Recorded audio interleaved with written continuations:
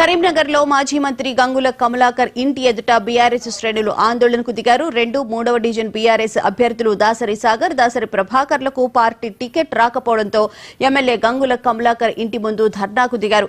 గంగులకు వ్యతిరేకంగా నినాదాలు చేశారు. ఇంటి ముట్టడికి ప్రయత్నం చేసి బీఆర్ఎస్ ఎన్నికల ప్రచార సామాగ్రిని దగ్ధం చేశారు.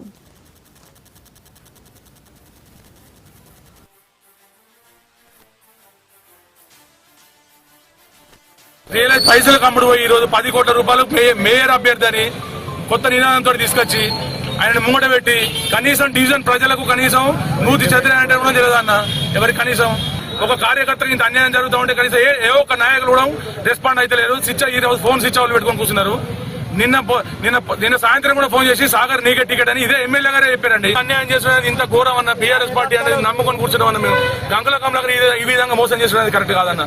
మాకు చెప్పులరే విధంగా తిరిగామన్న మేము. ఇవాళ పొద్దుగాల దాకా కూడా ఉంచి నమ్మించి గొంతు కోసిరన్న వాళ్ళను. కేవలం పైసలు ఉన్నాయని పైసలు ఉన్నాడనే ఆ డివిజన్ కనీసం.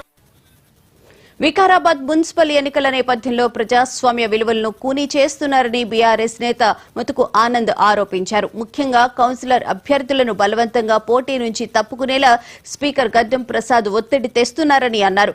ప్రజల ఓటు హక్కును అణిచివేయాలనే ఉద్దేశంతో ఇవన్నీ చేస్తున్నారని ఆరోపించారు. పోలీసు వ్యవస్థ కూడా స్పీకర్ కు ఒత్తాసు పలుకుతూ అధికార దుర్వినియోగానికి పాల్పడుతోందని ముతుకు ఆనంద్ విమర్శించారు. ప్రజాస్వామ్యాన్ని కాపాడడమే తమ లక్ష్యమని చివరి వరకు పోరాడతామని అన్నారు.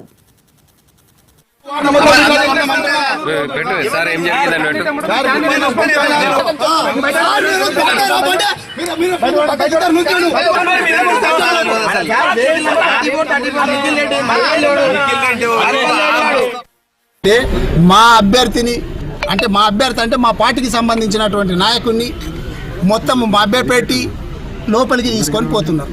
ఇక్కడ ఏంటంటే ఇక్కడ పోలీసు వాళ్ళు కాంగ్రెస్ పార్టీకి వత్తాసు పడతా ఉన్నారు.